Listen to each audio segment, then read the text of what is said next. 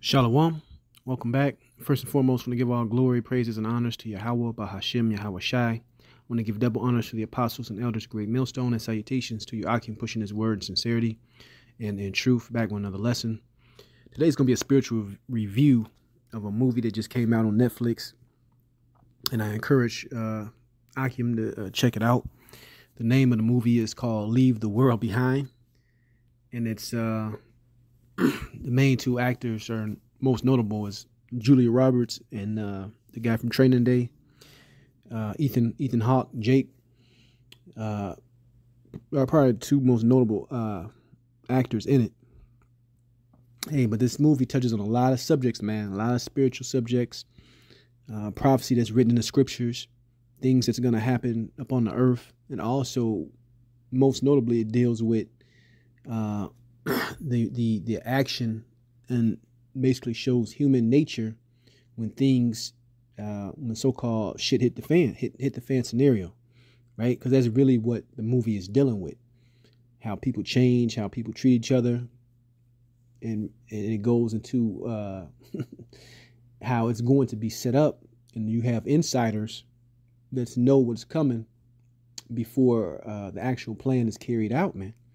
All right, so it touches on a lot of things in this movie. So if you have Netflix, I encourage you to go and watch it. It's pretty long; it's a couple hours. There might be some spoilers in me talking about it, but hey, it's still a movie you're gonna want to see and watch with your spiritual eyes open, man. You know. So it begins, or the main point of the movie is an event happens. A cyber attack, right? Which they report that it was hackers or terrorists that do this, right? And if you've been following the news or you keep up on events, you have the guy out of the World Economic Forum, Klaus Schwab, who talk about a cyber attack that brings down, internet television, which was down, the grid. These things were down in this movie, right? So you didn't have access to information.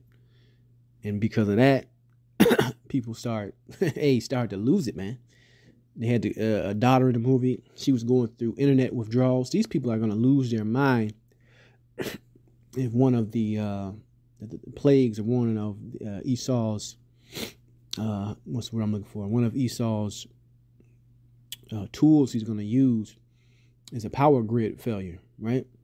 You know, he could or couldn't use that, but regardless if it's that, regardless if it's foreign enemies coming in and invading, because that was another scenario in this movie. It was pamphlets dropped from the sky in Islamic writing, right? That wasn't happening in one part of the earth, because this happened on the East Coast where this power grid went down, but it was a guy that was a prepper in the movie. He said he got reports from another part of the U.S. that it was Korea invading. So you had basically the elite pulling the so-called puppet strings at the top, basically to bring forth a civil war, because that was the end game in the movie, to get people to fight each other and go at each other's necks and off each other. Right? So it's interesting. It's a very interesting movie, man. It's a very interesting movie. First scripture I'm going to grab is the book of 2nd Ezra 15:5. It says, Behold, saith the Lord, I will bring plagues upon the world, the sword, famine, death, and destruction. And you saw these things in this movie, man. You saw planes falling out of the sky, right? You saw boats not being able to drive themselves correctly because the grid went down, and certain mechanics went down because of the GPS. What's the acronym? Global Positioning System. Satellites went down. All that stuff was down. Let me jump down to the 14th verse. This is 2nd Ezra 15:14. Woe to the world and them that dwell therein, for the sword and their destruction draweth nigh. And one people shall stand up and fight against another, and swords in their hands. For there shall be sedition among men, and invading one another, right? And they showed you a scenario of this in that movie. Ethan Hawke's son, something happened to him, and he needed medicine, right? And the other guy that was with him took him to this neighbor's house who was a prepper, and they were trying to get some medicine for his son. And the guy lost. He's like, I only got stuff for my family. This is not for you. We knew this was coming. You should have prepared, blah, blah, blah, blah. And it became a standoff, and guns was drawn, man. So you're going to have these scenarios happen in actual real life. This is prophecy I'm reading. But they show you this in this movie, Leave the World Behind. It says, for there shall be sedition among men, and invading one another, and shall not regard their kings or princes. In the course of their actions shall stand in their power. A man shall desire to go into a city, and shall not be able. For because of their pride, the city shall be troubled, the houses shall be destroyed, and man shall be afraid. Now, these people were on vacation when it went down, and they were out more in the forest area because they was coming from New York originally, right? And the prepper had made a comment. He was like, man, I bet you glad that you're not stuck in that city, because that's where all the chaos and the hell is going to be going on, because people are on top of each other. And then there's going to be a lack of resources when you live like that, house to house, as the scriptures talk about building house to house. All right. So that was another thing they threw in this movie, man, because the elite's end game, which the brother in the movie, I forgot his name. He looked like a Hamite, but the brother in the movie was like almost an investor, but he had important clients, some that worked for the Pentagon and Defense Department and all that. So he knew a little bit of insider information, and his contact said that the elite want the people deaf, dumb, and given false information, because the end game is civil war, right? So you can see that scenario playing out in real life as whatever they're going to choose the catalyst to make this thing happen is going to happen, right? Because we're actually reading about it, It says, for because of their pride, the city shall be troubled, the houses shall be destroyed, and man shall be afraid. A man shall have no pity upon his neighbor, but shall destroy their houses with the sword and spoil their goods because of the lack of bread and for great tribulation. So in the movie, they were going to strong arm that medicine, because guess what? He the only one that had it. And they couldn't even leave the town because it was jacked up, right? They had self-driving cars that malfunctioned. It was blocking the highway. It was all crazy stuff, man, right? Crazy stuff. That's why I say I encourage you to check this movie out, right? From here, I want to jump into second Esdras, the 16th chapter, verse 8. It says, the mighty Lord sent of the plagues, and who is he that can drive them away? A fire shall go forth from his wrath, and who is he that may quench it? Right?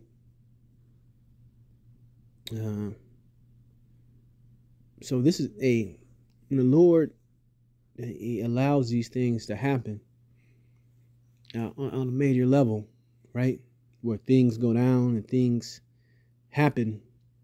They made another statement in this movie that basically there's no going back to normal, man. Right? The brother, the African looking guy, said to Julia Roberts, there ain't no going back to normal, man. Right? Everybody want to get back to normal, but hey, that's the next step, evolution step in this process, man, is when this chaos truly hit.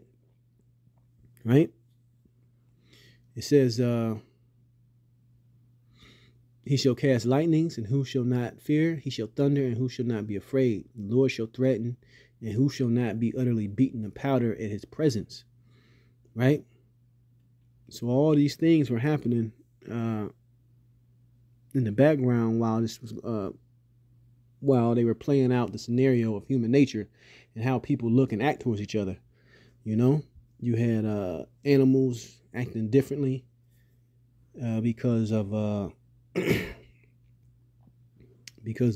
satellites and the power grid going down. it was just it's a very interesting movie, man. Like I said, you gotta check it out. I don't want to give it all away, but hey, you have to check that out. From well, back in 2nd Ezra 16, I'm gonna jump down. 2nd Ezra 16 and 13. It says, "For strong is his right hand that bendeth the bow; his arrows that he shooteth are sharp, and shall not miss when they begin to be shot into the ends of the world." Right, those plagues, those judgments, the Lord is gonna allow these things to play out in the earth, just like they were playing out in that movie. All right, and people were getting jacked up, man. All right, and waiting for stuff to go back to normal. They was losing it and freaking out. Verse 14, it says, "Behold, the plagues are sent, and shall not return again until they come upon the earth. The fire is kindled, and shall not be put out until it consume the foundation of the earth." Right, there's no going back. So once we get past a certain mark with this thing, hey, it's that domino effect. All bets are off. It's not going to be no where you have a normal period, then something happen, then you have a normal period, then something happen. Soon it's gonna hit fast, man. One after another, after another, after another, after another. And you're gonna know that Yahweh Shem Yahweh Shai is allowing all these things to happen when this goes down. Let me grab one more. This is the book of Ecclesiastes 11 and 27. It says, "The affliction of an hour," right? A man forget. It says, "The affliction of an hour maketh a man forget pleasure, and in his end his deeds shall be discovered." So, and just within an hour of the Lord allowing, let's say, the grid going down, there ain't no internet. You can't pay for stuff. People that don't have stuff is in the jam. It says, "Just the affliction of an hour maketh a man forget pleasure," meaning everything goes out the window. People become cutthroat, don't care, and get defensive, and blow you away for just walking on their property, because you got people that are trigger happy too, right? They showed you that in this movie. So, just understand, when judgments start to take place, that go along to get along, and a neighborly attitude, that shit going right out the window, man. That's why it talks about in Esdras, went through the scripture earlier, neighbors invading one another, man. All that cordial relationships you think you got, that shit is going right out the window, right?